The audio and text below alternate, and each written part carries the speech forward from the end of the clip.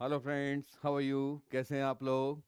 चलिए, आज जो हम लोग पढ़ने वाले हैं, today we are going to discuss about the economic life of Indus valley civilisation.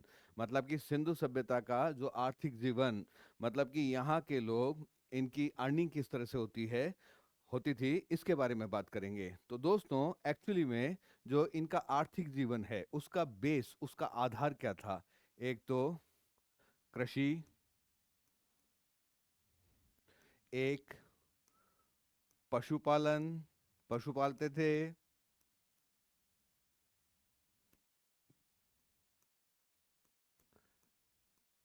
शिल्प उद्योग, शिल्प कला करते थे।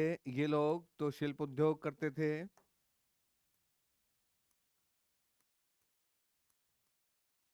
तथा व्यापार, वाणिज्य, ट्रेड एंड कॉमर्स, ये इनकी अर्थव्यवस्था का मुख्य आधार था। कौन कौन सा था? कृषि, भाई देखो, कृषि तो करते ही हैं, खेती से इनकम होती है, और खेती बहुत बड़ा रोजगार है, आज भी है। पशुपालन, पशु पालते थे। और शिल्प उद्योग, तरह तरह की वस्तुएं बनाते थे, जैसे मूर्तियां बना रहे हैं, मटकी बना रहे हैं, और भी चीजें बन के बना रहे हैं, मोहरे बना रहे हैं।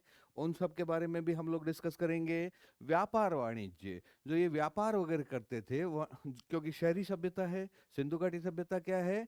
अर्बन सिविलाइजेशन, नागरिक सभ्यता है। तो नागरिक सभ्यता, शहरी सभ्यता का जो मेन फीचर क्या होता है? Trade and commerce. तो ट्रेड एंड कॉमर्स भी था। तो दोस्तों, यहाँ पे ध्यान रखना कि जो सिंधु घाटी सभ्यता है, इनकी अर्थव्यवस्था का आधार,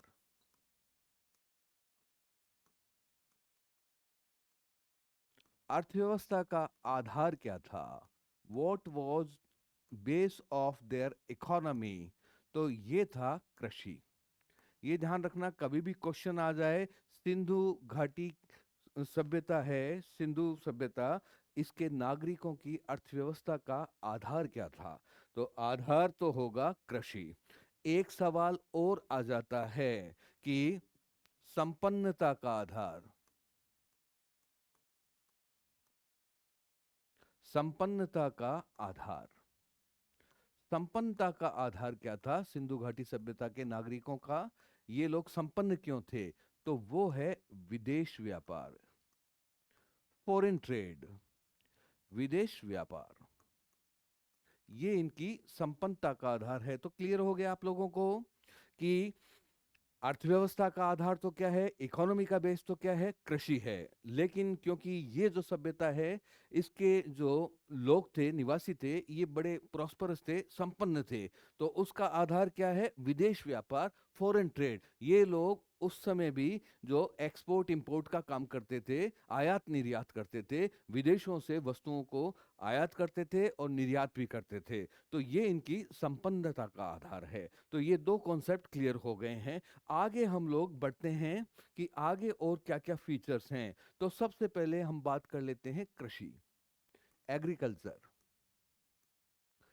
कृषि की बात कर लेते हैं।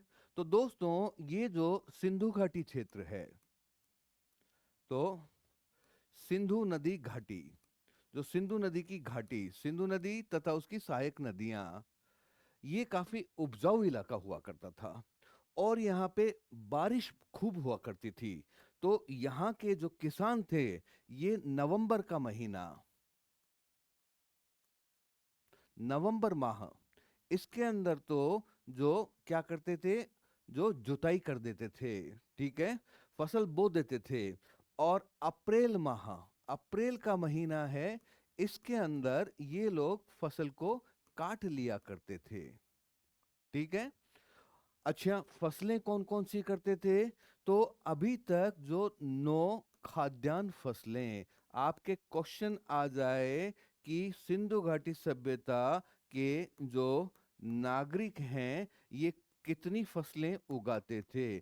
तो 9 खाद्यान्न फसलों का जो हमको एविडेंस मिलता है, जो सिंधु घाटी सभ्यता के स्थल है, यहाँ पे जो उत्खनन हुआ है, एक्सकवेशन हुआ है, वहां से 9 टाइप ऑफ फूड ग्रेन्स मिले हैं। और वो कौन कौन से मिले हैं? गेहूं, जौ, ये पूछ लेते हैं। चना,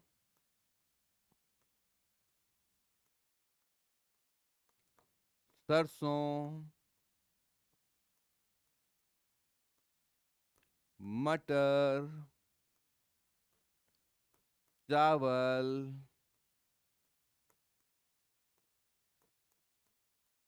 बाजरा, तिल एंड राई। ये 9 खाद्यान्न फसलें मिली है। कौन कौन सी खाद्यान्न फसलें मिली है? गेहूं मिला है, जौ मिला है, चना मिला है, सरसों के एविडेंस मिले हैं, मटर के मिले हैं, चावल के मिले हैं, बाजरे के मिले हैं, तिल के मिले हैं और राई के मिले हैं। 9 खाद्यान्न फसलों के मिले हैं। कभी कभी ये पूछ लेते हैं कि चावल के साक्ष्य कहाँ से मिले हैं। तो चावल के साक्ष्य लोथल तथा रंगपुर, रोथर तथा रंगपुर से चावल के साक्ष्य मिलते हैं। Evidence of rice have been received from Lothal and Rangpur. 2 जगह से मिलते हैं और ये 2 जगह से ही बाजरे के एविडेंस भी मिलते हैं। ये और पूछ लेते हैं क्वेश्चन हमसे कि चावल के साक्ष्य, मैंने आपको बताया था जब हम लोग साइट्स कर रहे थे, स्थान कर रहे थे, रंगपुर, चावल की भूसी, राइस ब्रान के एविडेंस मिले हैं वहां से। तो चावल और बाजरा के एविडेंस कहाँ से मिल रहे हैं? लोथल से मिल रहे हैं और रंगपुर से मिल रहे हैं। अब सवाल आ जाता है कि ये जो खेत है इसकी जुताई कैसे करते थे? तो ये लोग हैं, लकड़ी का हल, लकड़ी से बना हुआ हल है, इससे खेतों की जुताई करा करते थे। और ये हमें कैसे पता चला है? क्योंकि एक साइट है बनावली, हमने की थी बनावली की बात। बनावली पे मैंने आपको बताया था, क्या बताया था? मिट्टी का, मिट्टी का हलनुमा खिलौना, मिट्टी का हलनुमा खिलौना कहाँ से मिला है? हरियाणा के बनावली से। हमने जब साइट्स की बात की थी, when we discussed about the sites, then we discussed about this fact कि ये यहाँ से मिला है, बनावली हरियाणा से मिला है। और ये इंपॉर्टेंट एविडेंस है, क्योंकि कैसे पता चलेगा कि भाई खेती, क्योंकि हमको पता है जो जुते हुए खेत कहाँ पे मिले हैं? कालीबंगा,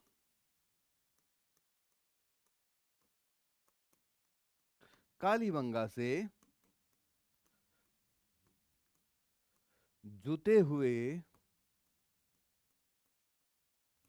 खेत का साक्ष्य। हमने बात की थी उस समय कि कालीबंगा के अंदर बात की थी। एक और की थी हमने, दोहरी खेती का साक्ष्य, दोहरी खेती का साक्ष्य मिला है। तो 9 खाद्यान्न फसल हो गई। एक और इंपॉर्टेंट है, उसकी मैं बता देता हूं, कपास। दोहरी खेती में मैंने वहां पे कालीबंगा में आपको कराया था। कौन कौन सी है दोहरी खेती के अंदर? चना प्लस सरसों, इसकी फसल होती थी। किस किस की होती थी?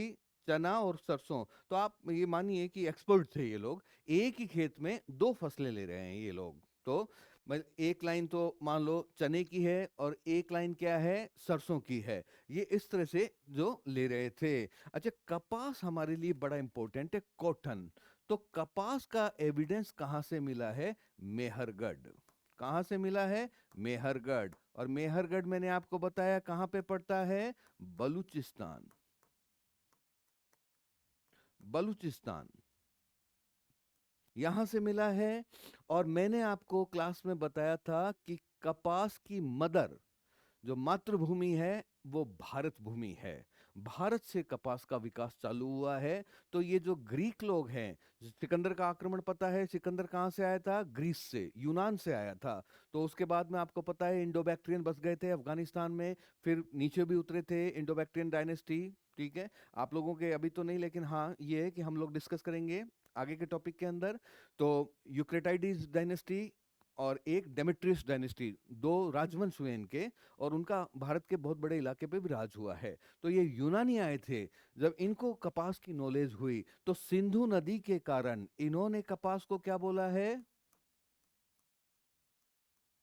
सिंडोन। क्या बोला है? सिंडोन। तो आपसे पूछ ले सिंडोन क्या होता है, घुमा के पूछ लेंगे सिंडोन, ये नहीं पूछ लेंगे कि ग्रीक्स ने कहा है या, तो आपको पता होना चाहिए ये कपास का नाम है, ये ऐसे पूछ लेते हैं। सिंडोन संबंधित है, सिंडोन इज रिलेटेड। कहीं कहीं इंडोन भी लिखा आता है, सिंडोन की जैसे ही इंडोन भी लिखा हुआ मिलेगा आपको। ठीक है, बुक्स हैं, राइटर्स हैं जो अलग अलग लिख लेते हैं, तो ये ध्यान रखना। कपास की भी मातृभूमि क्या है? भारत है, तो कपास का नॉलेज है। हमने जब बात की थी जो इनकी सोशल लाइफ के बारे में, सामाजिक जीवन के बारे में, तो मैंने बताया था सूती और ऊनी वस्त्र पहनते थे। तो सूती वस्त्र तो किससे बनेंगे? कपास से ही बनेंगे। ठीक है, तो यहां तक आ गए हैं। आगे थोड़ी सी बात कर लेते हैं, थोड़ा सा इरिगेशन की बात करते हैं। तो मैंने एक साइट बताई थी स्टार्टिंग के अंदर, अफगानिस्तान में।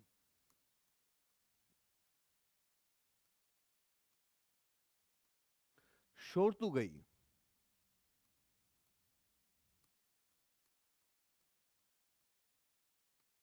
कहां पे थी? अफगानिस्तान के अंदर शोरतु गई है। यहां से क्या मिला है? नहर के साक्ष्य, नहर के साक्ष्य। और आप जानते हैं नहर किस लिए यूज होती है? नहर यूज होती है सिंचाई के लिए। किसान नहरों से सिंचाई करते हैं, खेती में यूज करते हैं उस वाटर को।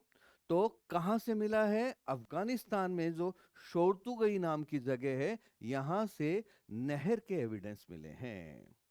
अच्छा जी, एक और है, हमने बात की थी गुजरात के अंदर धोलावीरा, भचाऊ तालुका, बात की थी कादिरा द्वीप के ऊपर गुजरात में।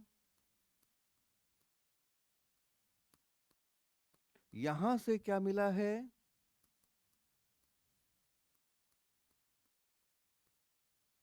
कृत्रिम जलाशय, कृत्रिम जलाशय का साक्ष्य। यहां ध्यान रखना कि ये जो जन जल संरक्षण प्रणाली, ठीक है, मतलब कि जो वाटर को रिजर्व करना, ये इसका जो बेस्ट एग्जाम्पल है जो धोलावीरा से मिलता है। यहाँ पे कई तालाब भी मिले हैं 16 के आसपास धोलावीरा में। तो ये भी किससे रिलेटेड है? ये भी हमारे एग्रीकल्चर से रिलेटेड बात हो गई है।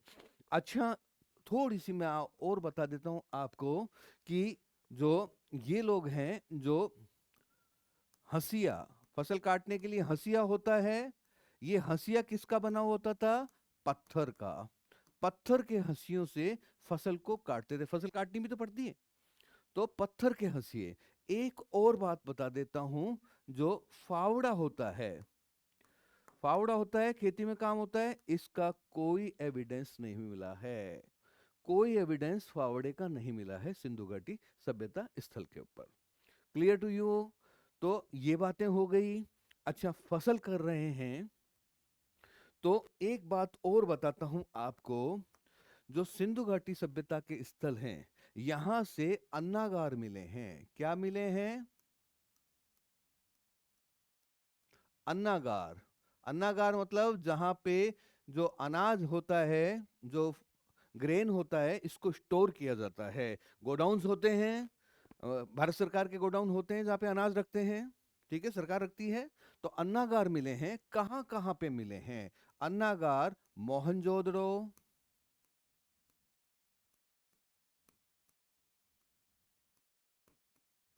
मोहनजोदड़ो से अन्नागार मिला है, जो कि मोहनजोदड़ो की क्या है? सबसे बड़ी इमारत है।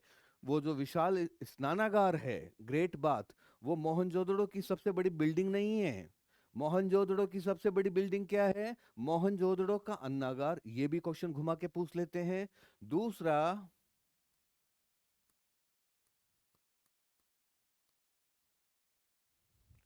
हड़प्पा। और ये जो हड़प्पा का अन्नागार है, इसको मतलब सिंधु घाटी सभ्यता की सबसे बड़ी बिल्डिंग भी बोला जाता है।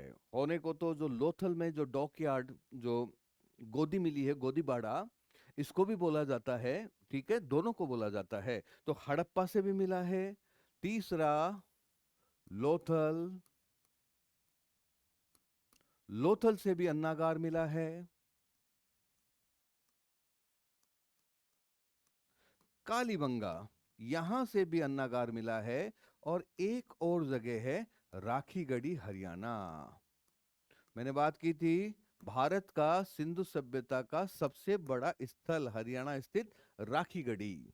ठीक है, तो यहां से भी अन्नागार मिला है। तो क्वेश्चन आपसे ये पूछ ले कि कहां कहां से ग्रेनरीज मिली है, अन्नागार मिले हैं। So granaries are found from these 5 sites. ये जो 5 स्थल हैं, यहां से अन्नागार मिले हैं। और अन्नागार मिले हैं तो ये मानते हैं कि ये जो टैक्स वसूलते थे उस समय, भाई टैक्स तो लेगा जो भी, जिसका भी शासन होगा। हालांकि शासन की मैंने आपको बात की थी कि कंफर्म नहीं है, अलग अलग विद्वानों ने अलग अलग बताया था। किसी ने प्रतिनिधि शासक के हाथ में बताया था, किसी ने डेमोक्रेटिक बताया था कि हमारी डेमोक्रेसी थी मोहनजोदड़ो के अंदर। कोई कह रहा है, स्टुअर्ट पिगट कह रहा है कि पुरोहितों का शासन है। आर एस शर्मा कह रहा है कि व्यापारियों के हाथ में थी सत्ता। ठीक है, तो जो भी शासक वर्ग है वो टैक्स तो लेगा।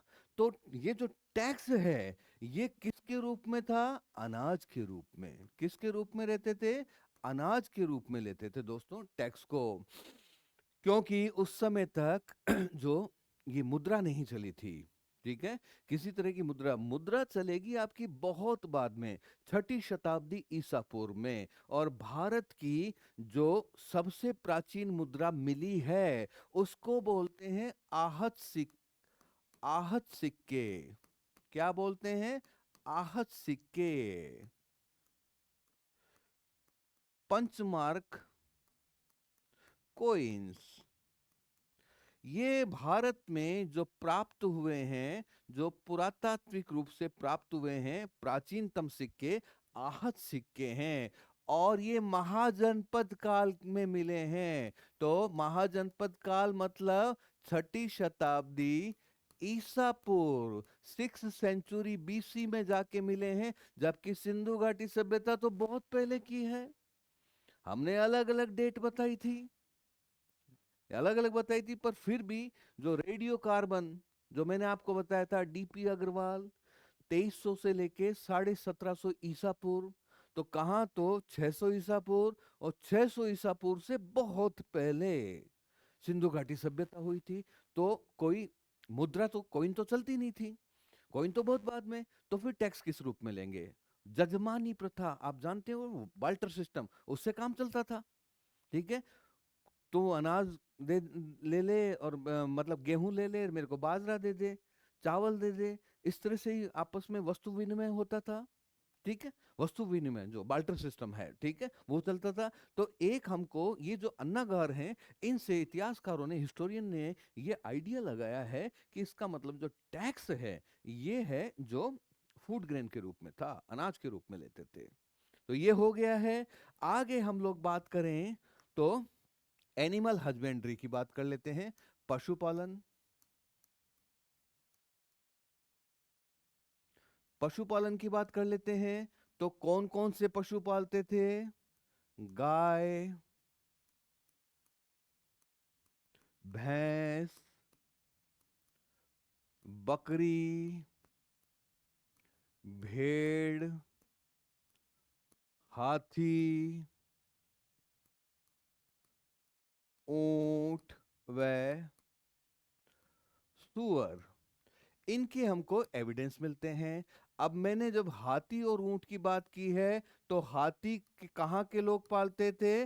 लोथल के लोग पालते थे। ठीक है, कहाँ के लोग हाथी पालन करते थे? लोथल के लोग करते थे। और ऊंट की एविडेंस कहाँ से मिले हैं? ऊंट की हड्डियां, ऊंट की हड्डियां कालीबंगा से मिली है। कहाँ से मिली है? कालीबंगा से ऊंट की हड्डियां मिली है। तो ये भी हमारा क्लियर हो गया है। अच्छा जी, एक बात, घोड़ा, इतने पशु कर चुका हूं, लेकिन घोड़ा, क्या घोड़ा नहीं होता था? जो फॉरेन हिस्टोरियंस हैं, राइटर्स हैं, जो भी स्कॉलर्स हैं, उन्होंने माना है कि सिंधु घाटी सभ्यता के जो लोग थे उनको घोड़े की जानकारी नहीं थी। They were not having knowledge about horse. घोड़े की जानकारी नहीं थी उनको। ठीक है। घोड़ा कौन लेके आया है? अगला जो टॉपिक पढ़ेंगे, वैदिक सभ्यता, जो कि सिंधु घाटी सभ्यता के बाद में डेवलप हुई थी। और वो किन की थी? आर्यों की सभ्यता, वैदिक सभ्यता। तो ऐसा मानते हैं कि आर्य लेके आए थे घोड़े। लेकिन ये डिस्प्यूट है, क्योंकि हमारे पास में उदाहरण हैं। हमारे को यहाँ पे सिंधु घाटी सभ्यता के स्थल हैं, जो साइट्स हैं, यहाँ पे हॉर्स के एविडेंस मिल गए हैं। जैसे कि सुरकोतड़ा, हमने किया था सुरकोतड़ा, गुजरात के अंदर। यहां से घोड़े के अस्थि पंजर मिले हैं, मतलब कि कंकाल मिला है घोड़े का। कहां से? सुरकोतड़ा। कहां पे सुरकोतड़ा? मैंने आपको बताया था, गुजरात के अंदर। तो ये बहुत इंपॉर्टेंट है। तो इसका मतलब है कि तुम लोग गलत कह रहे हो भैया, घोड़े का जो हमको मिला है। ठीक है। अच्छा, एक और है राना घुंडई। एक और जगह है राना घुंडई। ये कहां पे है? बलूचिस्तान। राना घुंडई कहाँ पे है? बलूचिस्तान में है।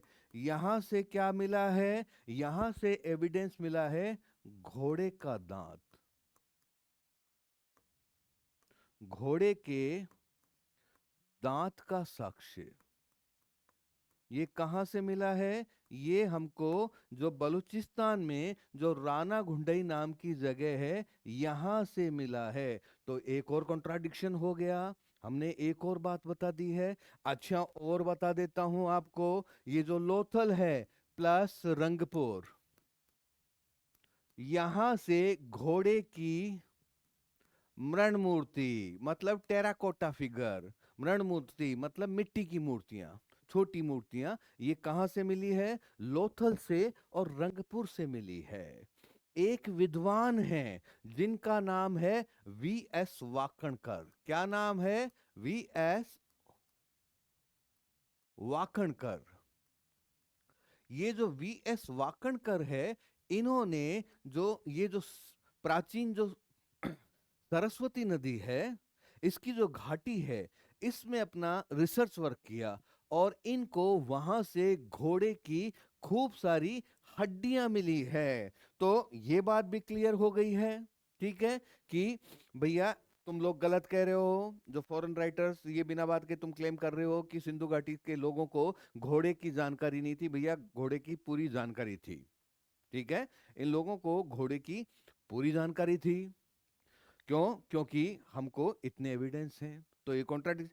अब क्योंकि ये डिस्प्यूटेड है, तो ध्यान रखना है, पूछते हैं कि घोड़े के अस्थि पंजर कहाँ से मिले हैं, घोड़े का दांत कहाँ से मिला है, घोड़े की छोटी मृण मूर्तियां मतलब मिट्टी की मूर्तियां कहाँ से मिली है। ये हमारे क्वेश्चन बनते हैं। ठीक है। और रिसर्च किसने की है? तो वाकणकर, वीएस वाकणकर ने की है। सरस्वती नदी की जो घाटी, प्राचीन काल में ऐसे मानते हैं कि एक सरस्वती नाम की नदी थी, वो बहती थी और बाद में लुप्त हो गई। कुछ कहते हैं कि अब जमीन के अंदर चलती है वो। ठीक है, ऊपर नहीं चलती है। खैर जी, जो भी बात है, तो ये हमारा पशुपालन से संबंधित आ गया है। आगे हम लोग बात करें क्राफ्टमैनशिप, दस्तकारी। दस्तकारी कह दो या शिल्पकला। शिल्प कला की बात कर लेते हैं हम लोग, कि इससे संबंधित क्या क्या बातें हैं दोस्तों। तो दोस्तों, ये जो सिंधु घाटी सभ्यता है, ये क्या थी? काश्य युगीन सभ्यता। क्या है ये? काश्य युगीन सभ्यता है।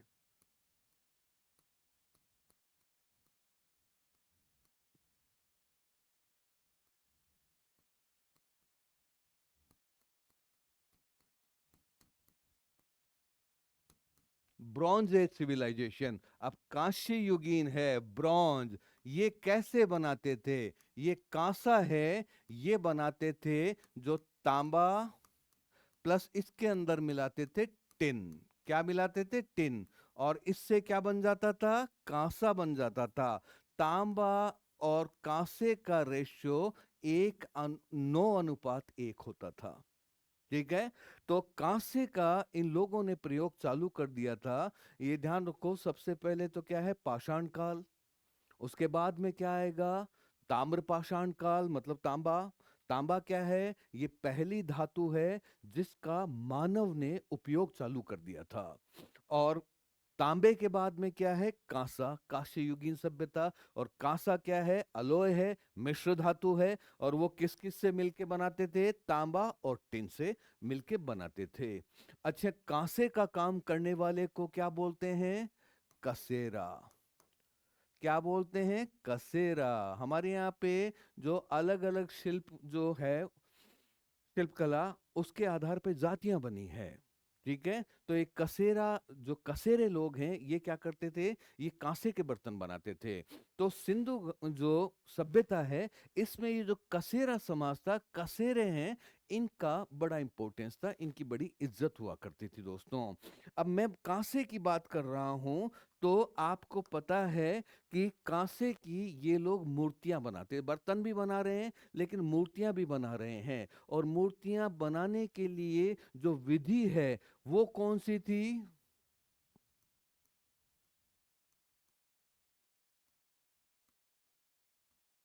उसको कहते हैं लुप्त मोम विधि। क्या कहते हैं? लुप्त मोम विधि या द्रवी मोम विधि। लुप्त मोम विधि या द्रवी मोम विधि, इसको आप ध्यान रखना। ठीक है। कि किस किस से संबंधित है? तो ये सिंधु घाटी सभ्यता से संबंधित है। और इसका यूज क्या था? कांसे की मूर्तियां। ठीक है। जो ब्रॉन्ज की स्टेच्यूज हैं, उनको बनाने के लिए जो टेक्निक यूज करते थे, जो मेथड यूज करते थे, वो क्या कहलाता था? क्या कहलाता है? लुप्त मोम विधि या द्रवी मोम विधि। इंग्लिश में lost wax, lost wax method, या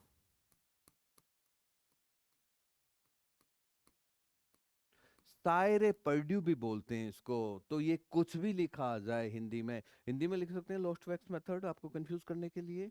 तो आपको ध्यान रखना पड़ेगा कि ये क्या है। मूर्तियां बनाने की बात कर रहे हैं। और मूर्तियों में अगर मैं बात करूं, तो मोहनजोदड़ो हम बात कर चुके हैं।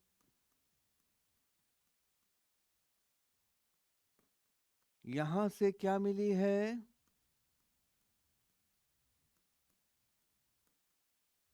कांस्य नर्तकी।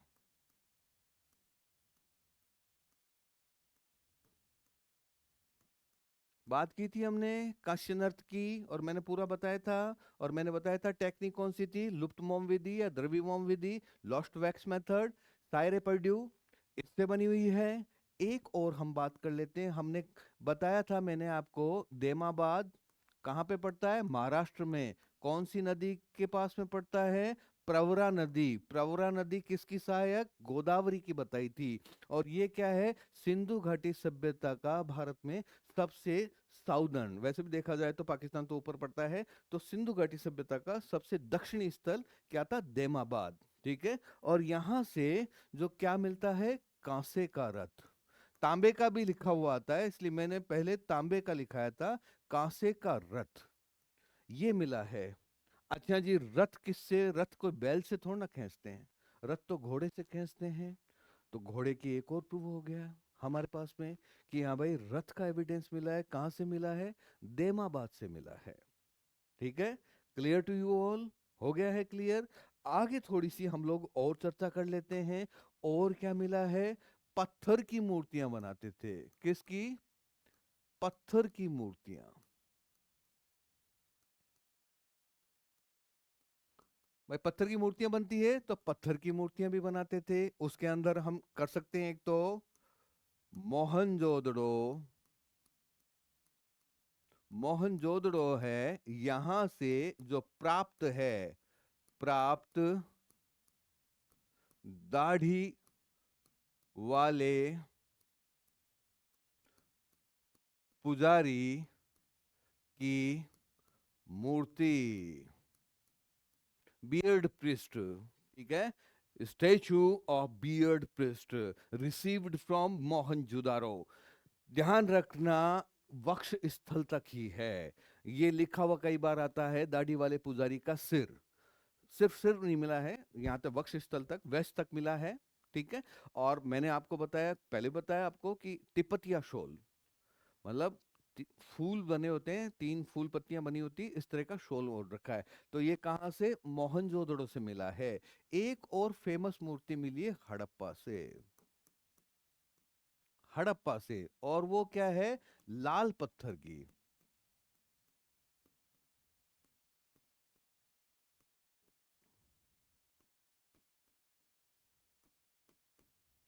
युवा की मूर्ति, कोई यंग बॉय है, उसकी मूर्ति मिली है। और ये भी क्या है? बस ये वेस्ट तक, वक्ष स्थल तक की मिली है, लाल पत्थर की मूर्ति मिली है। ये जो इंपॉर्टेंट एविडेंस है, महत्वपूर्ण उदाहरण हैं जो कि पूछे जाते हैं हमसे।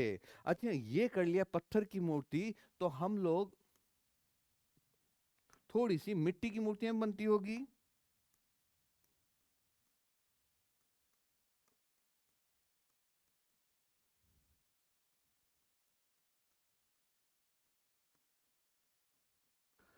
टेराकोटा स्टेचू, ठीक है, मतलब मिट्टी की मूर्तियां। इसमें इतना सा ध्यान रखना, एक बात ध्यान रखना, मिट्टी की मूर्तियां किससे बनाते थे?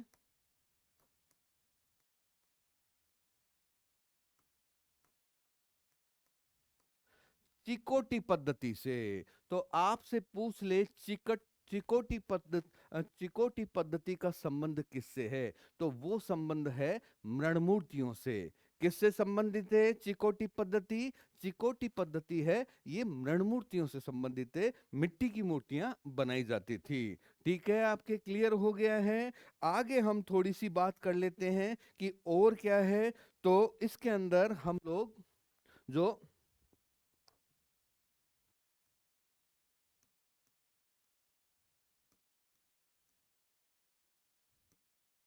मन का उद्योग,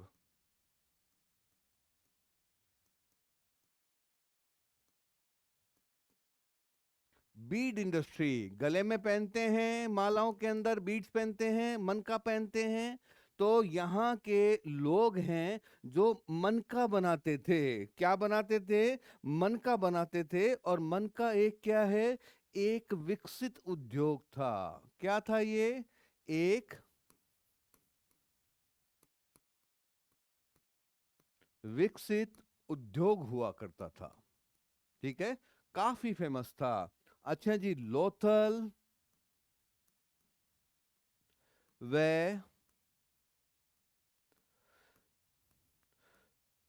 तन्हूदड़ो, यहां से क्या मिला है? यहां से मन का बनाने का कारखाना। वो हम वहां पे भी बात कर चुके हैं एविडेंसेस के अंदर, जब हम साइट्स की बात कर रहे थे। तो मन का बनाने के कारखाने कहाँ कहाँ मिले हैं, तो ये हमने बात कर ली है। ये जो मनके हैं, ये जो बीड्स हैं गले में पहनने के, ये किस किस से बनाए जाते थे? सोना, चांदी, तांबा, कांसा,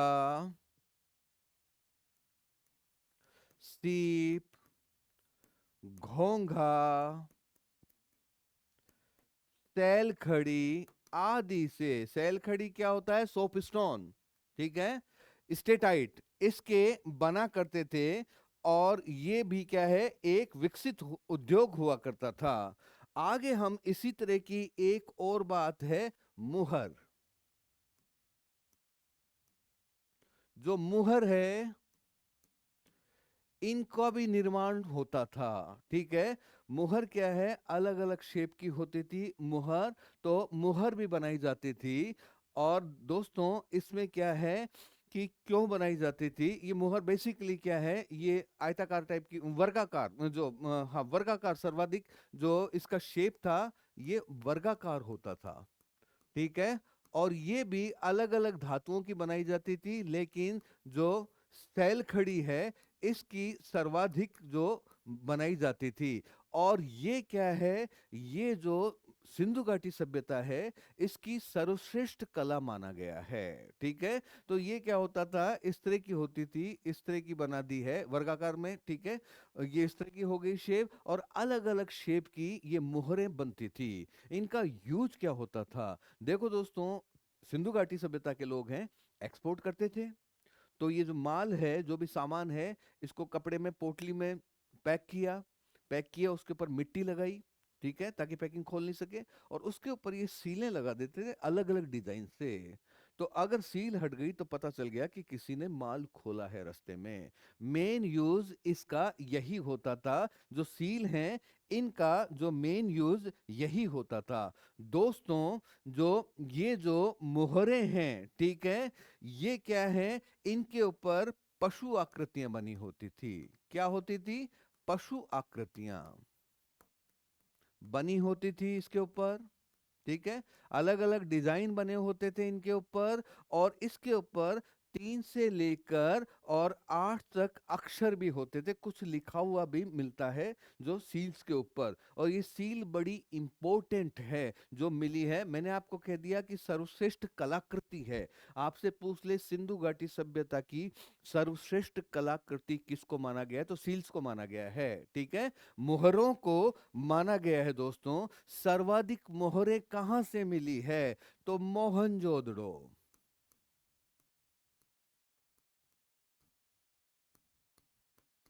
टोटल अभी तक कितनी मिल चुकी है, 2000 मोहरें मिल चुकी है। और सर्वाधिक मोहनजोदड़ो से मिली है, यहां से 500 मोहरें मिल चुकी है। अच्छा, हड़प्पा, इसकी क्या इंपॉर्टेंस है, सर्वाधिक लेख युक्त। कैसी, लेख युक्त मोहरें कहां से मिली है, सर्वाधिक लेख युक्त मोहरें हड़प्पा से मिली हैं सर्वाधिक लेख युक्त मोहरें। तो ये भी क्लियर हो गया है दोस्तों। एक क्या है, ये जो लोग थे सिंधु घाटी सभ्यता के निवासी, ये जो मटके भी बनाते थे, जो कुम्हार हैं ये मटके बनाते थे। और जो ये कुंभकार है, मतलब कुमार है, इसकी सर्वाधिक जो इज्जत हुआ करती थी। सिंधु घाटी सभ्यता में किस कला से संबंधित लोगों की सर्वाधिक इज्जत थी, सर्वाधिक महत्व था, तो वो किनका था, कुंभकारों का था। और ये क्या करते थे, किस तरह के मटके बनाते थे, तो दोस्तों इसके अंदर दो बात है। एक तो है जो गैरिक मृदभांड,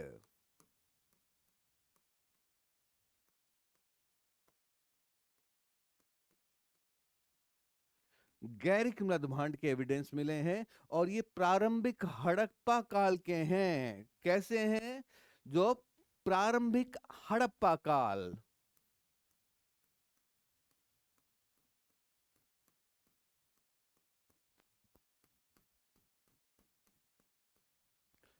एक और मिले हैं,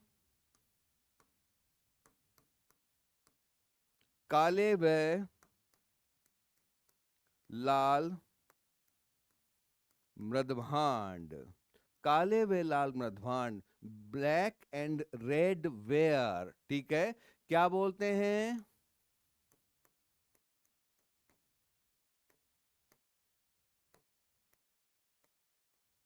और शॉर्ट में इसको क्या बोलते हैं, BRW। सो आपसे पूछ लें, हालांकि ये ध्यान रखना, अगर मैं बोल रहा हूं प्रारंभिक हड़प्पा काल में गैरिक मृदभांड अकर कलर पोट्री के मिले हैं उदाहरण, और मैं बोल रहा हूं काले व लाल मृदभांड, ये काले व लाल मृदभांड ताम्र पाषाण काल, चालकोलिथिक सिविलाइजेशन से भी जुड़े हुए हैं। ठीक है, ऐसा तो नहीं होता, आज भी करते हैं ना। और कैसे होते हैं, मार्केट में मिल रहे हैं ना, लाल रंग का तो भांड है, मतलब मटका है, और उसके ऊपर काले रंग से डिजाइन बनाई हुई, आज भी तो मिलते हैं मार्केट के अंदर।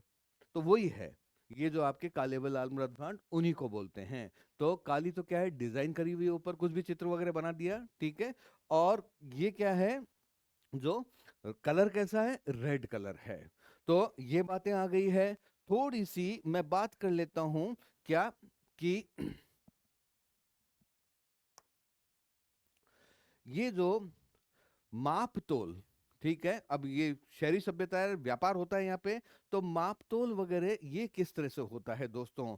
तो यहाँ पे जो माप की इकाई है ये 16 के अनुपात में,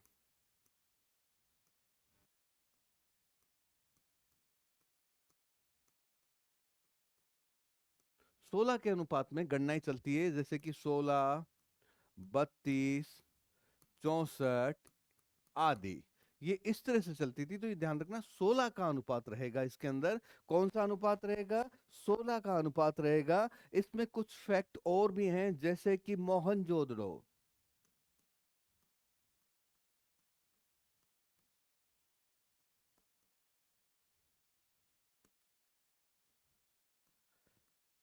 सीप की बनी पटरी, इसका मतलब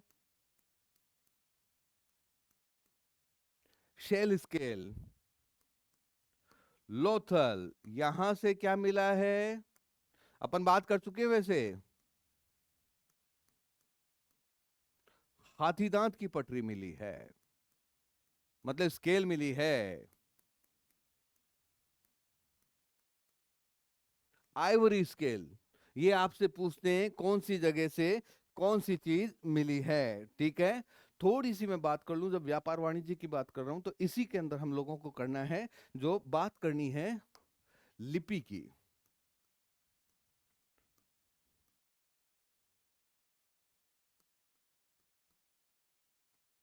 हम थोड़ी सी बात स्क्रिप्ट की करने जा रहे हैं इसके अंदर दोस्तों, ठीक है।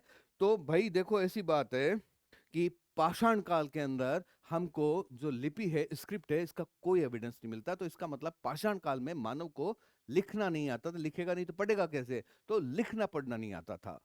ताम्र पाषाण काल, उसके बाद में दूसरी सभ्यता क्या कहलाती है? ताम्र पाषाण काल, चालकोलिथिक सिविलाइजेशन, ठीक है। तो कॉपर स्टोन एज, इस सम, इस समय से रिलेटेड भी हमको कोई भी एविडेंस मिल नहीं रहा है। तो इसका मतलब लिखना पढ़ना नहीं आता था। लेकिन इंडस वैली सिविलाइजेशन, सिंधु घाटी सभ्यता में हमको जो लिपि के भाई कुछ लिखा हुआ है, ये साक्ष्य मिलते हैं दोस्तों, ठीक है। तो ये जो लिपि है, इसके अंदर 64, तो क्या है, मूल अक्षर मिले हैं। अभी तक कितने मिले हैं? 64 तो मूल अक्षर मिले हैं इसके अंदर, सिंधु लिपि के अंदर, ठीक है। मूल चिन्ह, अक्षर नहीं, सॉरी, मूल चिन्ह, थोड़ा सा डिफरेंस रहेगा। 64 मूल चिन्ह मिले हैं, और 250, 250 से 400 अक्षर मिले हैं इसके अंदर, सिंधु लिपि के अंदर। और उसके अंदर जो सर्वाधिक जो अक्षरों की आकृति है, वो कैसी है? जैसे यू शेप होता है ना, हालांकि पढ़ नहीं पाए हैं अभी तक, लेकिन जैसे इंग्लिश का यू बना होता है ना, इस तरह की आकृति मिली है। सर्वाधिक आकृति जो लिपि के अंदर मिली है अक्षरों की, वो ऐसी मिली है। और जो चिन्ह है, जो कैसा मिला है, ये जो मछली बनी होती ना, मतलब मछली बनाओ आप, हालांकि I am not a good painter, लेकिन फिर भी अगर अपन फिश बनाते हैं तो ये इस तरह से तो बनाते हैं फिश को हम लोग, ठीक है। तो ये आकृति, जो आकृतियों में सबसे ज्यादा मछली की आकृति मिली है सिंधु घाटी सभ्यता में। और इसको पढ़ने की बहुत कोशिश की है दोस्तों, पढ़ने की खूब कोशिशें हुई है, लेकिन अभी तक सफलता नहीं मिली है। कोई वेडले हैं, क्या नाम है? वेडले, इन्होंने सबसे पहले कोशिश की थी, पढ़ नहीं पाए हैं। अभी तक मोर देन 100, 100 से ज्यादा दावे कर चुके हैं कि मैंने पढ़ ली, मैंने पढ़ ली, लेकिन कोई पढ़ नहीं पाया है। लेकिन फिर भी ऐसा माना जाता है कि भाई ये देशी लिपि थी, इसका जो पश्चिम एशिया, वेस्टर्न एशिया या पश्चिम से कोई लिंक नहीं था। दोस्तों ध्यान रखना, ये लिपि है, ये कैसी थी? भाव चित्रात्मक,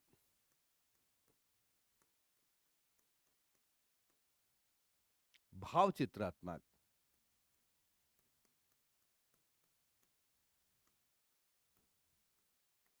पिक्टोग्राफिक थी, ठीक है।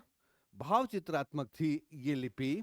और ये लिपि है, ये कैसे चलती थी? ये जैसे अपन तो हिंदी कहाँ से लेते हैं? लेफ्ट टू राइट लिखते हैं। इंग्लिश भी कैसे लिखते हैं? Left to right. लेकिन ये उल्टी चलती थी, ये राइट टू लेफ्ट। कैसे चलती थी? इधर से इधर। तो उल्टी, जैसे हमारी जो हिंदी है या इंग्लिश है, ये तो लेफ्ट से राइट चल रही है, लेकिन ये क्या है, उल्टी चलती थी, राइट टू लेफ्ट। और ये कैसे पता चला है? कालीबंगा। कहां से? कालीबंगा। कालीबंगा से एक जो मोहर के ऊपर लेख मिला है उससे पता चला है, क्योंकि इधर तो राइट की तरफ तो अक्षर मोटे हैं और इधर आते आते छोटे हो गए, तो इसका मतलब जगह की कमी रह गई। तो विद्वानों ने ये आइडिया लगाया है कि भैया ये लिपि है, ये दाएं से बाएं की तरफ चलती थी। तो ये एविडेंस कहां से मिला है? कालीबंगा से मिला है। अच्छा, एक बात और ध्यान रखना, ऐसे भी एविडेंस मिले हैं कि ये सर्पिलाकार, कैसी?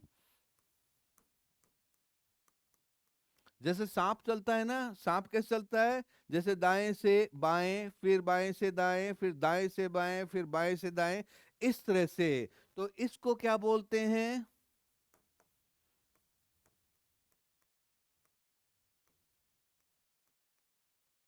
बूस्ट्रोफेडन। क्या बोलते हैं? दोबारा लिख देता हूं।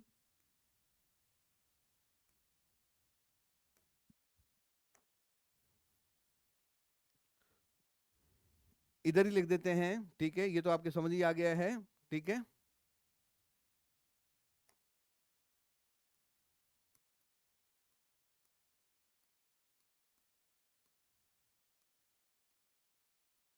बूस्ट्रोफेडन।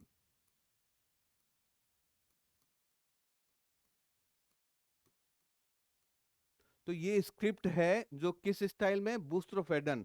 तो है तो क्या, भाव चित्रात्मक, पिक्टोग्राफिक है, लेकिन जैसे सर्पिलाकार, बूस्ट्रोफेडन के भी हमको एविडेंस मिले हैं स्क्रिप्ट के अंदर। तो ये भी हमारे लिए क्या है, इंपॉर्टेंट बात है। थोड़ी सी हम लोग बात कर लेते हैं व्यापार वाणिज्य की।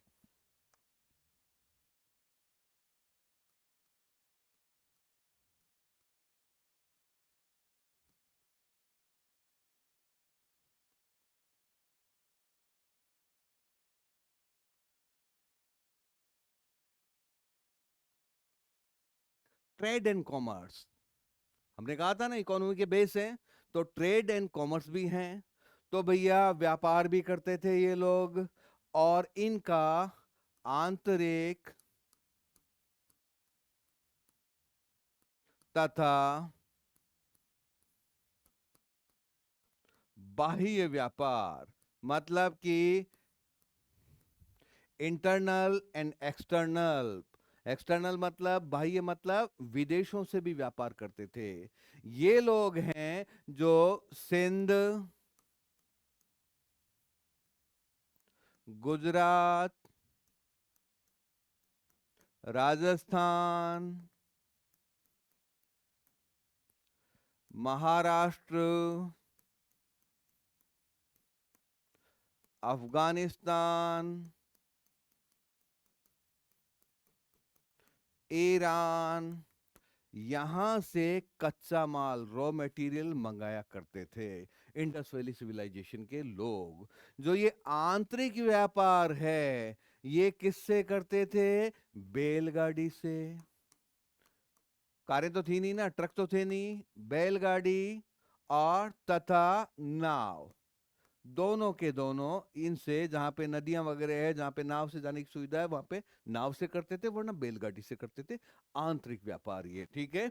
विदेश व्यापार भी इनका जबरदस्त था। मैंने आपको बताया है कि इनकी संपन्नता का जो आधार क्या था, अर्थव्यवस्था का आधार तो मैंने स्टार्टिंग में खेती बताया, कृषि, और संपन्नता का क्या बताया? विदेश व्यापार। तो भैया इनका विदेश व्यापार भी था। और किन किन देशों के साथ में था इनका विदेश व्यापार? इनका विदेश व्यापार मुख्य रूप से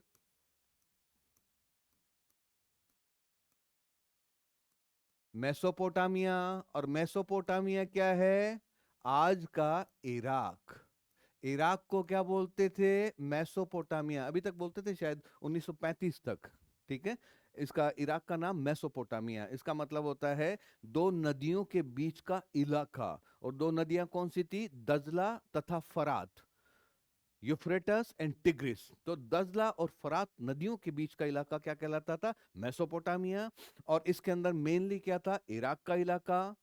कुछ पार्ट है जो सीरिया का भी है, कुछ टर्की का भी था, और कुछ पार्ट है ईरान का और अफगानिस्तान का भी होता था। मेसोपोटामिया बड़ा सारा इलाका होता था मेसोपोटामिया। और इसके अंदर कई जो जैसे अपने हड़प्पा मोहनजोदड़ो चनहूदड़ो मिले, तो यहाँ पे भी तो उर्कश, लगाश, निप्पुर, टेपे, याहा वगैरह इस तरह के काफी स्थल मिलते थे, तो यहां से विदेश व्यापार था। ठीक है। दूसरा, बहरीन। तीसरा, मिस्र। मिस्र से था विदेश व्यापार। ये किससे करते थे बेसिकली? ये जो फारस की खाड़ी है, फारस की खाड़ी है ईरान के पास में, पर्शियन गल्फ, यहां से ये करते थे, नावों से करते थे। अच्छा, जो हमारे जो बंदरगाह हैं, एक तो मकरान तट, मकरान तट, और मकरान तट कहां पे है? बलूचिस्तान। कहां पे है? बलूचिस्तान में है मकरान तट। ठीक है। वो बड़ा इंपॉर्टेंट था। और मकरान तट पे मैंने आपको बताया था कि कौन सी साइट है? सुतगेंडोर बताई थी मैंने, दाश्त नदी पे बताया था आपको। सुतगेंडोर जो कि सिंधु सभ्यता का सबसे पश्चिमी स्थल, ठीक है, most western site of Indus valley civilization, Sutkagendor. तो ये भी क्या था? एक बंदरगाह था। ठीक है। तो सुतगेंडोर तो ये इंपॉर्टेंट था। और एक क्या है? लोथल, गुजरात में हमने बात की थी। लोथल के अंदर गोदीबाड़ा बंदरगाह की बात की थी हम लोगों ने, डॉकयार्ड। और लोथल है ये सर्वाधिक महत्वपूर्ण बंदरगाह हुआ करता था सिंधु घाटी के लोगों का। ठीक है दोस्तों। अच्छा, एक बात और बताता हूं मैं आपको। ठीक है। अक्कड़ का राजा है सरगोन।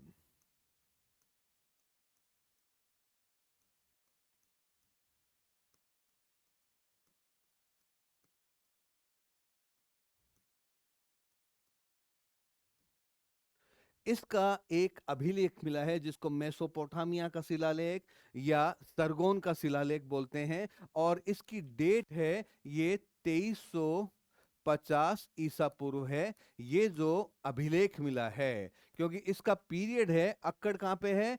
इराक के अंदर। कहां पे है? इराक में। जो अक्कादी सभ्यता, बाद में अक्कादी सभ्यता विकसित होगी, तो अक्कड़ यहां का राजा सरगोन, तो इसका शिलालेख मिला है।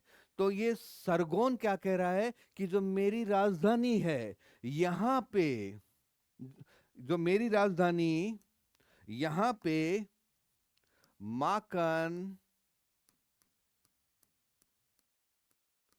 दिलमोन तथा मेलुहा, यहां के व्यापारिक जहाज आते हैं। शेखी बता रहा है कि मेरा राज्य इतना प्रॉस्परस है, समृद्ध है, कि मेरे यहाँ पे जो व्यापारिक जहाज किसके आते हैं? कहाँ के? माकन, दिलमुन और मेलुहा। तो अब ये पूछ लेते हैं कंपटीशन में, ये माकन क्या है, ये दिलमुन क्या है, ये मेलुहा क्या है? तो ये जो माकन है, इसके बारे में दो राय आती है। एक तो बोलते हैं ये क्या है? मस्कट। मस्कट है ओमान की कैपिटल। ओमान पड़ता है सऊदी अरब के नीचे, उस तरफ तो यमन पड़ता है, इधर ओमान पड़ता है। तो ओमान की कैपिटल मस्कट। या फिर बोलते हैं कि ये क्या है? मकरान तट, जो मैंने अभी बताया था आपको, बलूचिस्तान। कुछ विद्वान ये मानते हैं कि माकन का मतलब मकरान तट। दिलमुन, दिलमुन क्या है भाई? दिलमुन किसको बोलते हैं? दिलमुन बहरीन को। किसको बोलते हैं? बहरीन एक कंट्री है जो कि फारस की खाड़ी में पड़ती है। ठीक है। तो फारस की खाड़ी में, तो ये क्या है? बीच में पड़ती है। किस किस के बीच में? जो भारत और इराक के बीच में पड़ती है। तो ये बीच में है कंट्री। इसका क्या नाम था? दिलमुन। और ये बिचौलिया था। क्या था? बिचौलिया। तो ये बिचौलिए क्या होते हैं? सर्वाधिक लाभ कमाते हैं। मतलब भारत का माल तो कहां जा रहा है? दिलमुन जा रहा है। और मेसोपोटामिया का माल भी कहां आ रहा है? दिलमुन में आ रहा है। Clear to you all? तो ये ध्यान रखना, दिलमुन का मतलब क्या है? बहरीन। आप लोग जो नक्शे में देख लेना बहरीन कहाँ पे है, आपको लोकेशन पता चल जाएगी। जो फारस की खाड़ी पर्शियन गल्फ के अंदर सिचुएटेड है, और ये उस समय बिचौलिए का काम करता था। एक और बच गया, मेलुहा। तो ये मेलुहा क्या होता था? मेलुहा किसको कहते थे? तो ये जो मेलुहा है, ये कहलाता था सिंधु घाटी। सिंधु घाटी का नाम क्या था? मेलुहा। तो आपसे आ जाए क्वेश्चन, सिंधु घाटी का जो विदेशों में क्या नाम था, तो इसका नाम मेलुहा था। क्या नाम था? मेलुहा। सिंधु घाटी सभ्यता का नाम मेलुहा है। अच्छा, एक बात और ध्यान रखना, ये जो मेसोपोटामिया का अभिलेख है, शिलालेख है, इसके अंदर जो भारत है, मतलब कि मेलुहा है, मतलब कि सिंधु घाटी है, इसको क्या कहा गया है? नाविकों का देश। क्या कहा गया है? नाविकों का देश कहा गया है। Country of sellers. क्या कहा गया है? Country of sellers. मतलब कि भारत के इतने व्यापारी नाव लेके जाते थे विदेशों के अंदर कि इस देश का नाम ही नाविकों का देश पड़ गया है।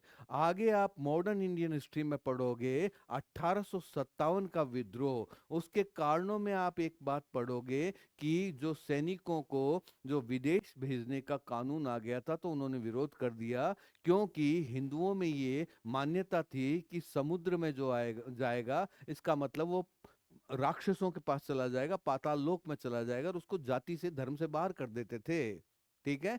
तो ये देखिए कि प्राचीन काल में तो हम लोग क्या कहला रहे हैं? नाविकों का देश। इतनी हम विदेश यात्राएं करते थे, और बाद में कुछ इलाकों में, ठीक है, ये बंगाल वाले इलाके में इस तरह की कुप्रथा आ गई है। ठीक है। तो नाविकों का देश, कंट्री ऑफ सेलर्स किसको कहा गया है? मेलुहा, मतलब सिंधु घाटी, सिंधु सभ्यता को कहा गया है, मतलब कि भारत को कहा गया है। कहाँ पे कहा है? किसने कहा है? ये मेसोपोटामिया जो इंस्क्रिप्शन है, या सरगोन इंस्क्रिप्शन है, जिसकी डेट क्या है? 2350 ईसा पूर्व, 2350 बीसी, इसके अंदर कंट्री ऑफ सेलर्स कहा गया है। क्लियर हो गया है? ये जो मेसोपोटामिया है, यहाँ पे एक जो कहावत प्रसिद्ध थी, और कहावत प्रसिद्ध क्या थी? यहाँ पे प्रसिद्ध थी कि हाजा पक्षी के लिए थी। किसके लिए? हाजा पक्षी। और हाजा पक्षी किसको कहते हैं? हाजा पक्षी वहां पे कहते थे मोर को। जो पिकॉक होता है, ये बड़ा फेमस था, और ये जो पक्षी है, इसको एक्सपोर्ट किया जाता था। क्या किया जाता था? एक्सपोर्ट। तो यहाँ पे कहावत प्रसिद्ध थी कि तुम्हारा पक्षी हाजा पक्षी हो। क्या हो? तुम्हारा पक्षी हाजा पक्षी हो। योर बर्ड शुड बी हाजा बर्ड।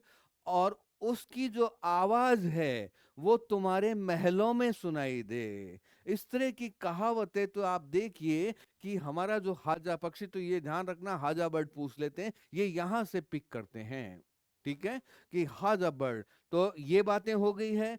अब हमने बात की है विदेश व्यापार की, तो क्या कोई एविडेंस मिलते हैं क्या? कुछ एविडेंस हमको मिले हुए हैं क्या? तो उसकी बात कर लेते हैं। तो उस एविडेंसों के अंदर जो ये जो लोथल है, यहां से कुछ एविडेंस मिले हैं जो विदेश से संबंधित हैं। जैसे कि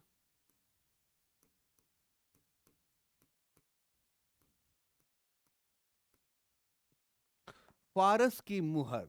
कहां की? फारस की मुहर का साक्ष्य मिला है। वो मैं उस समय भी करा चुका हूं आपको। फारस की मुहर का साक्ष्य, और मुहर पर जहाज का चित्र, ये भी कहां से मिला है? ये भी हमको लोथल से मिला है। और बहरीन, बहरीन की बटन आकार की मुहर, इसका साक्ष्य मिलता है। ये जो बटन होता है, इस तरह की मोहरें चलती थी कहाँ पे? बहरीन के अंदर। अगर आपसे ये पूछ लिया जाए कहाँ पे चलती थी, तो ये हो गया है एक जो हमको एविडेंस कालीबंगा से मिला है, जो हम वहां पे भी बात की थी जब हम कालीबंगा पढ़ रहे थे। ठीक है, तो ये क्या है? मेसोपोटामिया।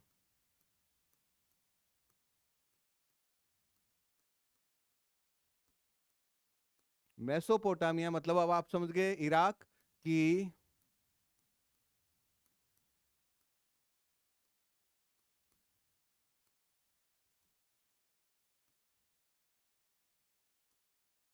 मुहर का साक्ष्य वहां पे भी करा था हमने।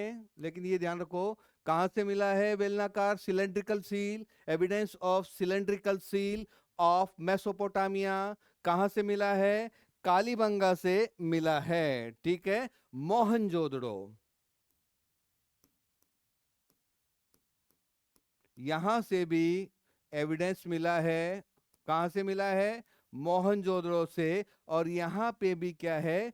जो सुमेरिया, सुमेरिया कहां पड़ता है? इराक में पड़ता है। ठीक है, तो यहां पर मुहर पर, मुहर पर सुमेरियन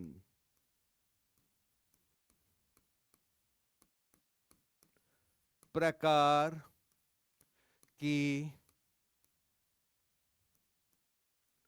नाव का चित्र। ठीक है, मुहर है, इसके ऊपर सुमेरियन प्रकार की नाव है। सुमेरियन प्रकार, सुमेरिया मैंने आपको बता दिया कहां पे है। ये भी मेसोपोटामिया में। और मेसोपोटामिया में क्या तीन सभ्यता थी? एक तो कौन सी है?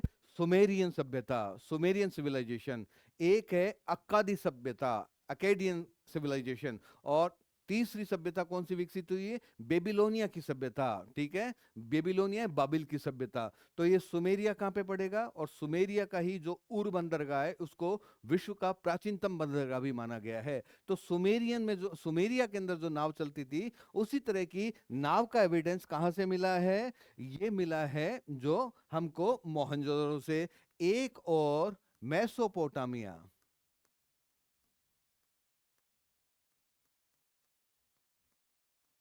की लिपि युक्त जार, मतलब कि एक जार मिला है। ठीक है, उसके ऊपर मेसोपोटामिया की जो स्क्रिप्ट है वो लिखी हुई है। और ये कहां से मिला है? ये भी मोहनजोदड़ो से मिला है। ठीक है, तो ये इतने एविडेंस भी मिले हैं। और ये जो सुमेरिया है, जो सुमेरिया से सिंधु घाटी सभ्यता की 24 मोहरें, कितनी? 24 मोहर, इसका एविडेंस मिल रहा है, मिलता है। कहां से मिलता है? जो सुमेरिया इराक से मिलता है। ठीक है दोस्तों, अब हमने इतनी व्यापार की बात कर ली, एविडेंस की, विदेश व्यापार की बात कर ली। तो दोस्तों, जो मुख्य रूप से जो वस्तुएं मंगाई जाती थी उनके बारे में बात कर लेते हैं। ठीक है, जो, तो इसके अंदर हम एक लिस्ट सी बनाएंगे। आयात कह दो, ठीक है, इंपोर्ट कह दो, ठीक है, और कौन सी कंट्री से मंगाते थे, इसके ऊपर भी एक बार हम लोग थोड़ी सी चर्चा कर लेते हैं। तो भाई देखो, ऐसी बात है, आयात क्या है? आयात के अंदर है चांदी व टिन। हम लोग मंगाते थे, चांदी मंगाते थे, टिन मंगाते थे। कहां से मंगाते थे? एक तो ईरान से आती थी चांदी, और एक आती थी अफगानिस्तान। दो जगह से हमारे पास में चांदी और टिन आती थी। एक जो फिरोजा होता है, प्रीसियस स्टोन है, फिरोजा, फिरोजा, ये कहां से आता था? ये फिरोजा आता था ईरान से। We use to import it from Persia. Iran से हम लोग जो फिरोजा है, टर्कोइश, इसको जो आयात करते थे। लाजवर्द मणि,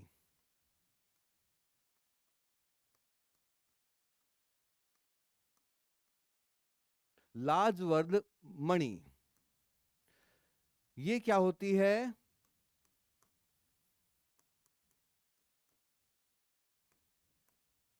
लैपिस लाजुली, ये कहां से? बदखशा, ये इंपॉर्टेंट है। और बदखशा कहां है?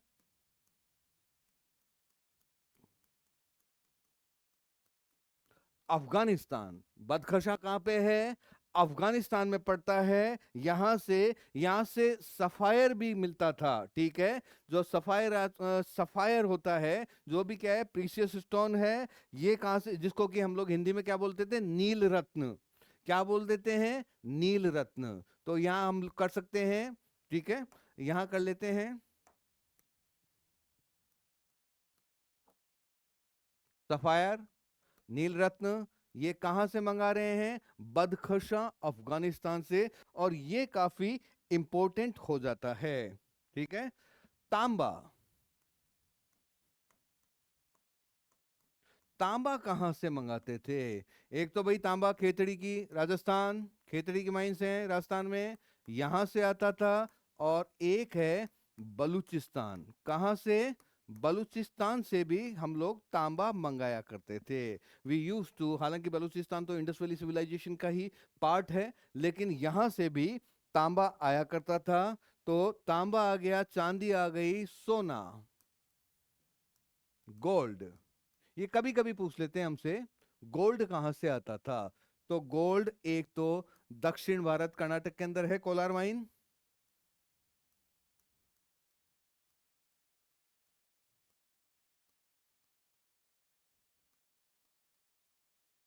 कर्नाटक, और एक अफगानिस्तान।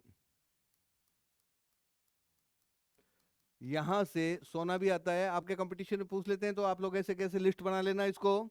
ये भी कभी कभी सवाल आपसे पूछ लिया जाता है एग्जाम के अंदर, कि ये बताइए, एक कोई जंबू मणि है,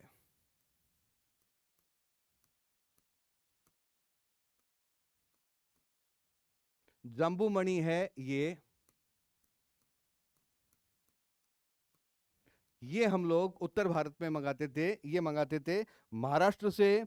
और एक आ जाता है आपके हरितमणि, एमराल्ड।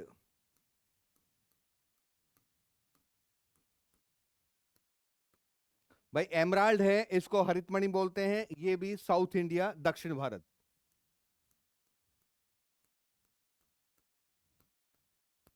इसको इंपोर्ट कहां से करते थे? साउथ इंडिया से। इसको भी मंगाते थे। बात कर लेते हैं जो जिंक है, जस्ता, जस्ता, ये राजस्थान और ईरान, ठीक है, ये यहां से इंपोर्ट करते थे। तो ये थोड़ी बहुत हमारी लिस्ट है जो हमसे कंपटीशन के अंदर पूछ ली जाती है। तो ये हमारा हो गया है व्यापार वाणिज्य। इसके अंदर हमने जो थोड़ी सी मेजरमेंट की, जो वो भी ले लिए, और बाकी सारा बताया, दस्तकारी वगैरह, मूर्तियां वगैरह सब हमने डिस्कस कर लिया है। अब लास्ट के अंदर जो बच जाता है, मैंने आपको स्टार्टिंग में बताया था, इंडस वैली सिविलाइजेशन है, इसका डिक्लाइन होगा, ये नष्ट होगी, इसका पतन होगा। जबकि अगला है जो वैदिक सभ्यता, वो आज तक चल रही है।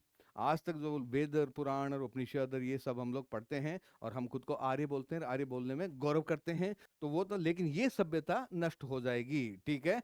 तो अब जो हम लोग बात करेंगे, वो क्या करेंगे? हम लोग बात कर रहे हैं सिंधु सभ्यता का पतन।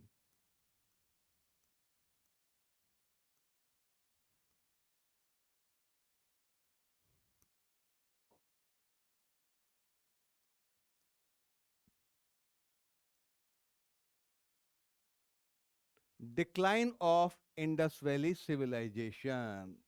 दोस्तों, सिंधु घाटी सभ्यता का अंतिम रूप से पतन हो गया था। और कब हुआ था? 1700, एक मिनट, कब हुआ था इसका पतन, इंडस वैली सिविलाइजेशन का? Indus valley civilisation was declined during almost 1700 BC. 1700 ईसा पूर्व में पतन प्रारंभ हो गया है। ये क्या है? तो पतन का मतलब है, ये मोहनजोदड़ो, हड़प्पा, ये कालीबंगार, ये इस तरह के विकसित शहर थे ना, लोथल वगैरह, ये क्या है, नष्ट हो गए।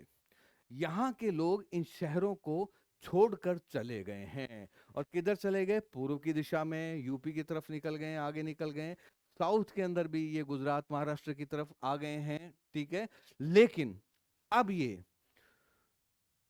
शहरी जो इनका जो गुण था कि ये जो नागरिक थे शहरों के वो नहीं रहे, तो वो बाद में इन्होंने गांव टाइप के बसाए हैं। तो शहरी सभ्यता का विनाश हो, सिंधु सभ्यता का मतलब है शहरी सभ्यता, और शहरी सभ्यता का विनाश हो गया। लेकिन ये ध्यान रखना पूरी तरह से नष्ट नहीं हुआ। मैंने कहा है कि गुजरात और पूर्व और दक्षिण की तरफ निकल गए, तो कहीं ना कहीं 800 ईसा पूर्व तक ये जो सिंधु घाटी सभ्यता है ये अस्तित्व में रही है, किसी न किसी पतनशील रही है।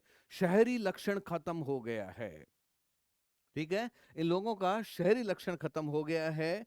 तो भाई ये सभ्यता खत्म हो गई है, तो इतिहासकारों ने सभ्यता के खत्म होने के कई कारण बताए हैं। तो ये हमसे कंपटीशन में पूछ लेते हैं कि ये कारण किसने बताया, ये खोज किसने दिया है, तो उसकी थोड़ी सी हम लोग बात कर लेते हैं। तो दोस्तों, पहले विद्वान है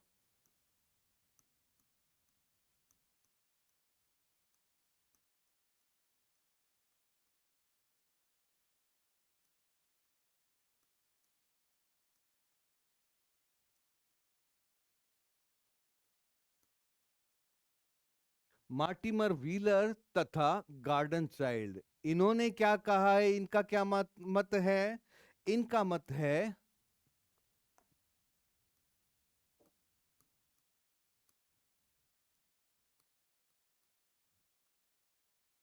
आर्य आक्रमण, मतलब आर्यों का आक्रमण। आर्य आए थे, दूसरी सभ्यता, ऐसा कहा जाता है, ये जो विदेशी इतिहासकार हैं ये बोल रहे हैं कि आर्य विदेशी थे, ये बाहर से आए थे, सेंट्रल एशिया से आए थे, और इन्होंने अटैक किया है। ठीक है, तो आर्य आक्रमण कह दीजिए या विदेशी आक्रमण, क्योंकि ये क्या कहे गए इनको, विदेशी, तो विदेशी आक्रमण इसके कारण नष्ट हो गई। इन लोगों ने हमला किया इनके ऊपर, सिंधु घाटी सभ्यता के लोगों के ऊपर, और इनको मार डाला, इनको भगा दिया, इनके शहर हैं उनको तोड़ डाला, जला डाला। ये इस तरह की बात कर रहे हैं। ये कौन बात कर रहे हैं? एक तो मार्टिमर व्हीलर कह रहा है और एक गार्डन चाइल्ड कह रहा है। और मेन रूप से कौन कह रहा है? ये व्हीलर कह रहा है। और व्हीलर एक कमेंट और दे रहा है। क्या कमेंट है? कि ये कह रहा है सिंधु सभ्यता के पतन के लिए इंद्र उत्तरदायी है। ये कमेंट किसका है? ये मार्टिमर व्हीलर का है। सिंधु सभ्यता के पतन के लिए इंद्र उत्तरदायी है। और इंद्र क्या था?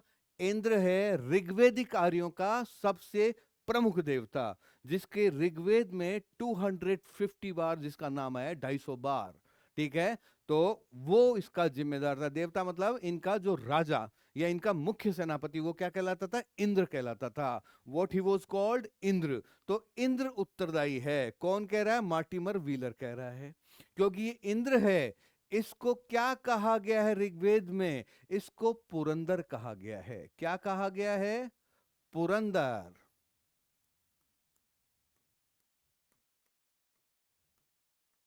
पुराम भेता, मतलब कि पुरंदर का मतलब पुरों को तोड़ने वाला। और पुर किसको बोलते हैं? किले को। और किले किनके थे? किले थे सिंधु घाटी सभ्यता के लोगों के। भाई हड़प्पा का हमने गढ़ देखा है, मोहनजोदड़ो का हमने पढ़ा है, कालीबंगा का पढ़ा है, लोथल का पढ़ा है। तो इन गढ़ों को, इन किलों को, इन सेटल्स को तोड़ने वाला कौन था? इंद्र। इसलिए उसको क्या कहा विद्वानों ने? क्या कहा? इसीलिए इसको पुरंदर कहा है, क्योंकि ये तो बाहर से आए थे। और यहाँ ध्यान रखना, सिंधु घाटी सभ्यता शहरी सभ्यता है, जबकि वैदिक सभ्यता ग्रामीण सभ्यता है, रूरल सिविलाइजेशन है। तो इनके तो कोई किले विले तो थे नहीं विशेष रूप से। तो किले किनके तोड़े हैं? किले तोड़े हैं सिंधु घाटी सभ्यता के लोगों के। तो ये कौन दे रहा है मत? मार्टिमर व्हीलर दे रहा है, गार्डन चाइल्ड दे रहा है। ठीक है, क्योंकि पुरंदर किसको बोला गया? इंद्र को बोला गया। पुराम भेता, पुरभिद, ये सब किसको बोल रहे हैं? इंद्र को बोल रहे हैं। एक बात और ध्यान रखना, मोहनजोदड़ो,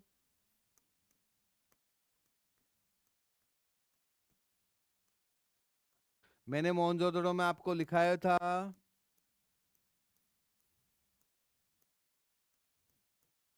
डेडमैन लेन, लिखाया था आपको डेडमैन लेन, कि एक गली मिली है, उसके अंदर कुछ कंकाल मिले हैं, 14 या 16 कंकाल, और वो इस स्थिति में है जैसे कि हमला हो गया है, वो बचाव की स्थिति के अंदर हैं। तो ये जो व्हीलर वगैरह है, इन्होंने कहा है कि इन आर्यों ने आक्रमण किया था, लोगों को जिंदा काट डाला, मार डाला। तो ये जो डेड मैन लेन है मोहनजोदड़ो की, ये भी प्रूव करती है कि आर्यों ने अटैक किया था। और एक जो पुरंदर है, ये भी क्या प्रूव करता है कि किसने अटैक किया है, आर्यों ने अटैक किया है। तो एक मत तो ये हो गया। अच्छा, गार्डन चाइल्ड एक बात कह रहा है कि स्टार्टिंग में तो क्या है, नेचुरल ही ये डिक्लाइन हो गई थी, ठीक है, ये अपने आप प्राकृतिक रूप से ही पतन हो गया था, लेकिन बाद में आर्यों का भी आक्रमण हो गया, इसलिए पतन हो गया। तो एक मत तो हमारे पास में ये आ जाता है, किसका, गार्डन चाइल्ड का आ जाता है, और किसका आ जाता है, जो मार्टिमर व्हीलर का। दूसरा मत एक और है जो इंपॉर्टेंट है, जो कुछ विद्वानों ने तो इन्होंने दोनों ने तो ये कहा है आर्यों का आक्रमण, और भी कह लेते हैं हम लोग जॉन मार्शल,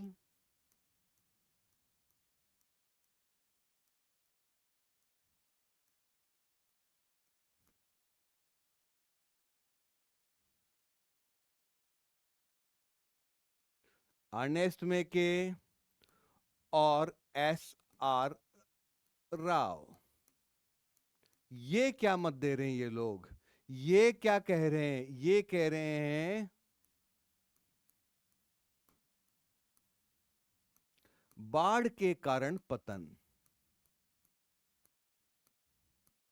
देखो जी, बहुत अच्छी सभ्यता थी, लेकिन सिंधु घाटी सभ्यता के जो नगर किस पे थे, नदियों के किनारे, और बाढ़ आती थी, और बार बार बाढ़ आती थी, तो लोग छोड़ गए, जगह कोई छोड़ गए। और इसके दृष्टांत कहाँ कहाँ मिलते हैं बाढ़ के, मोहनजोदड़ो, यहां से एविडेंस मिले हैं, चन्हूदड़ो, यहां से एविडेंस मिले हैं, लोथल, यहां से भी बाढ़ के प्रमाण मिले हैं। सर्वाधिक प्रमाण किसके मिले हैं, कहां से मिले हैं, मोहनजोदड़ो से। किस नदी पे था, सिंधु नदी के ऊपर था, हालांकि चनूदड़ो भी सिंधु नदी के ऊपर था, ठीक है। तो दोस्तों, ये मोहनजोदड़ो जब मैंने आपको लिखाया था, तब मैंने बताया था इसका 7 बार उत्थान और 7 बार पतन हुआ है। मतलब कि बाढ़ में, शहर में बाढ़ आ जाती थी, शहर बह जाता था, फिर वापस लोग सूखने के बाद बसाते थे। इस तरह से इन्होंने 7 बार उत्थान, 7 बार पतन हुआ है। 7 बार तो पतन हुआ, खत्म हो गया, और 7 बार वापस बनाया है। और फिर बाद में परेशान होके और ये छोड़ के चले गए कि ये जगह ठीक नहीं है। और इसी तरह के जो बाढ़ के, फ्लड के हमको एविडेंस कहाँ पे मिलते हैं, चन्हूदड़ों में मिलते हैं, और एक और है जो लोथल है, वहां पे मिलते हैं। और भी विद्वान हैं जैसे साहनी व राइक्स, दो विद्वान ये भी हैं। ये क्या मत दे रहे हैं भाई, एक तो आर्यों का आक्रमण हो गया, और एक बाढ़ के कारण पतन का हो गया है। साहनी और राइक्स ये क्या कह रहे हैं, ये कह रहे हैं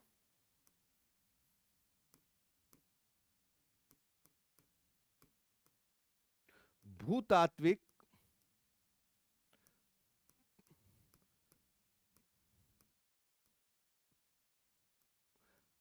भूतात्विक परिवर्तन, परिवर्तन के कारण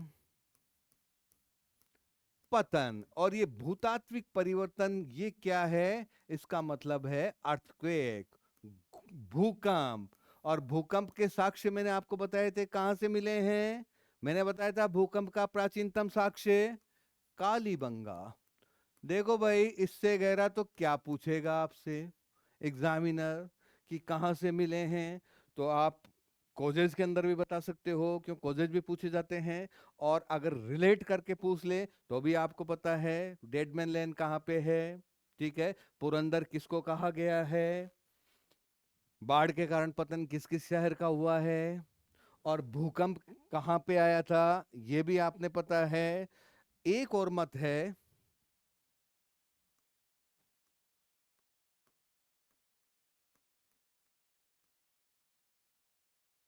अमलानंद घोष तथा ऑरेल स्टीन, ये भी दो विद्वान हैं, ये भी कह रहे हैं। इनका क्या विचार है? इनका विचार है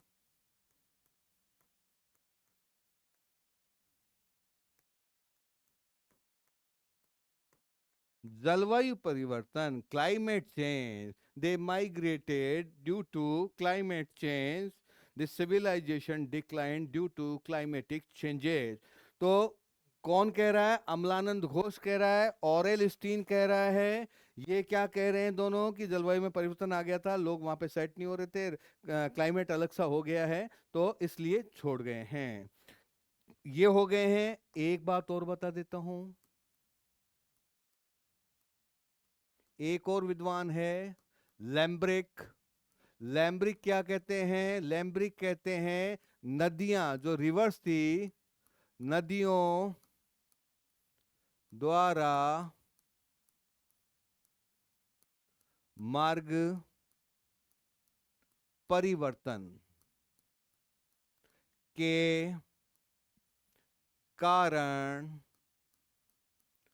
पतन।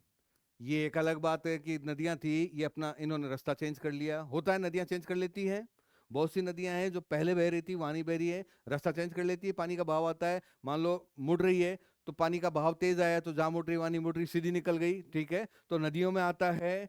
एक तो कौन कह रहा है? लेम्ब्री की। ध्यान रखना, आपसे ऑप्शन में पूछते हैं, मैचिंग करवाते हैं या फिर स्ट्रेट पूछ लेते हैं, ये क्वेश्चन आता है। एक है रफीक मुगल।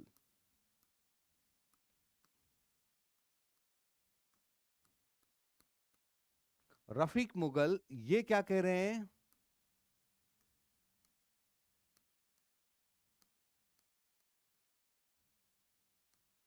घग्गर जो रिवर है, जो घग्गर जो नदी बहती है, घग्गर नदी का सूख जाना। ये बोल रहे हैं पहले तो घग्गर नदी है जो कि प्राचीन सरस्वती नदी है, इसमें पानी खूब आता था, और बाद में क्या हुआ है? बाद में सूख गई है। तो ये मत दे रहे हैं। एक और कर लेते हैं हम लोग।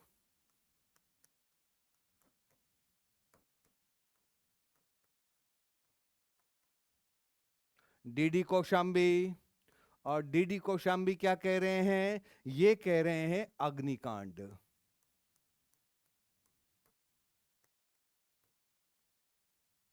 अग्निकांड के कारण पतन।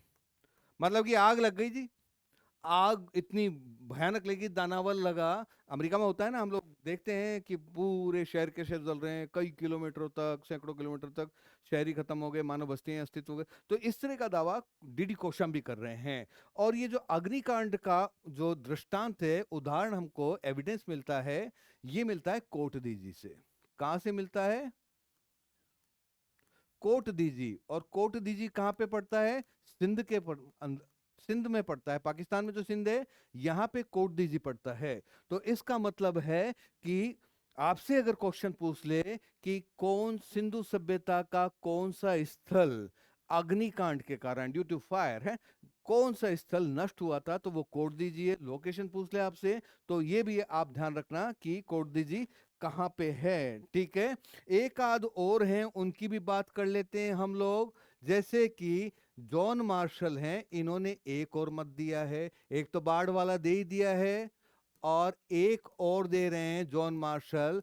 और वो क्या कह रहे हैं जॉन मार्शल? ये कह रहे हैं प्रशासनिक शिथिलता। प्रशासनिक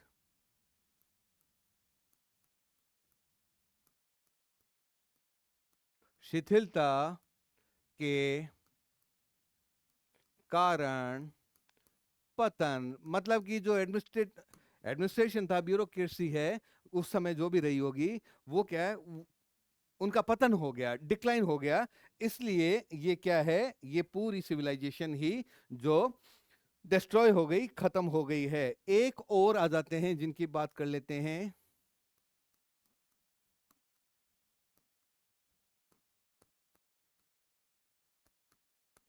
KUR कैनेडी नाम के एक स्कॉलर हुए हैं, इनका भी हम लोग ले लेते हैं। ये कह रहे हैं प्राकृतिक आपदा,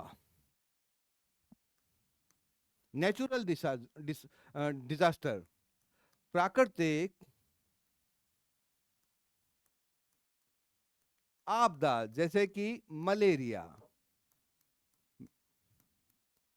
के, हमने बात की थी मोहनजोदड़ो में कंकाल मिला है, कारण पतन। तो ये सारे के सारे कारण हैं। और दोस्तों, इस सभ्यता, सिंधु घाटी सभ्यता, इसका पतन हो गया है। लेकिन विद्वानों का ऐसा कहना है कि भैया सिंधु घाटी सभ्यता छोटी सी जगह में नहीं थी, लगभग 13 लाख वर्ग kilometre, almost 13 lakh square kilometre, इतनी बड़ी थी। और जो समकालीन कंटेम्पररी सिविलाइजेशन, समकालीन सभ्यता, उनमें सबसे बड़ी थी। तो एक कारण के कारण नष्ट नहीं हो सकती, अनेक कारण रहे होंगे, तो ज्यादातर विद्वान ये मानते हैं। लेकिन क्योंकि हमारे एग्जाम में जो स्कॉलर्स हैं, जो हिस्टोरियन हैं, इनका मत पूछ लिया जाता है, तो हमने इस तरह से एक लिस्ट बनाई है। तो लास्ट के अंदर कंक्लूजन ये है कि इतनी बड़ी सभ्यता थी और सबसे बड़ी सभ्यता थी उस समय की, तो उस एक कारण के कारण नष्ट नहीं हो सकती। संभवतः सिंधु घाटी सभ्यता के पतन के अनेक कारण रहे होंगे। ठीक है दोस्तों, तो इस तरह से इंडस वैली सिविलाइजेशन का हमारा टॉपिक हमने कवर कर लिया है। नेक्स्ट टॉपिक हम लोग वैदिक सिविलाइजेशन, वैदिक सभ्यता नेक्स्ट क्लास से हम लोग स्टार्ट करेंगे। ठीक है दोस्तों, thank you, bye bye, have a nice day.